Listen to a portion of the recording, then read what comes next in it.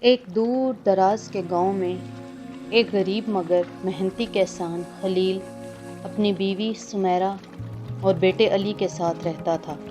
علی ایک عام بچہ تھا، مگر اس کے دل میں کچھ خاص تھا جو اسے دوسروں سے مختلف بناتا تھا۔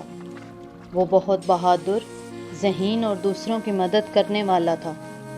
گاؤں کے قریب ایک گھنا جنگل تھا جسے سب خوفناک سمجھتے تھے۔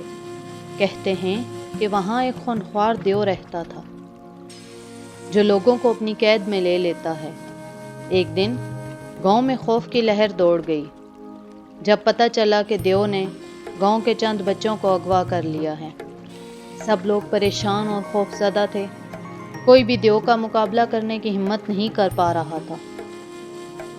علی نے اپنے والدین سے کہا، بابا، اماں، میں دیو سے لڑنے جا رہا ہوں۔ میں ان بچوں کو آزاد کراؤں گا۔ خلیل اور سمیرہ کو علی کی بات پر یقین نہیں آ رہا تھا، مگر انہوں نے علی کو اجازت دے دی۔ علی نے اپنی چھوٹی سی تلوار اور ایک چھوٹا سا تھیلا اٹھایا، جنگل کی طرف روانہ ہوا۔ جنگل کے رستے میں اس نے کئی مشکلات کا سامنا کرنا پڑا۔ رستے میں ایک پرانی دانا مگر خوبصورت لومڑی ملی۔ لومڑی نے علی سے کہا، بچے، تم یہاں کیا کر رہے ہو؟ علی نے ساری کہانی سنائی تو لومڑی نے کہا، تم بہادر ہو، دیو بہت طاقتور ہے، میں تمہاری مدد کروں گی۔ لومڑی نے علی کو ایک جادوئی پتھر دیا اور کہا، یہ پتھر تمہیں دیو کے جادو سے بچائے گا۔ علی نے لومڑی کا شکریہ ادا کیا اور آگے بڑھ گیا۔ وہ دیو کے قلعے تک پہنچا، چھپ کر اندر داخل ہونے کا رستہ ڈھونڈا۔ اندر پہنچ کر اس نے دیکھا دیو بچوں کو ایک بڑے سے پنجرے میں قید کر کے سو رہا تھا۔ علی نے جادوئی پتھر نکالا اور دیو کی طرف اچھالا۔ پتھر روشنی کی چمک سے نکلی، دیو جاگ گیا۔ علی نے اپنی تلوار نکالی، دیو کے سامنے کھڑا ہو گیا۔ دیو نے کہا، چھوٹے بچے، تم یہاں کیوں آئے ہو؟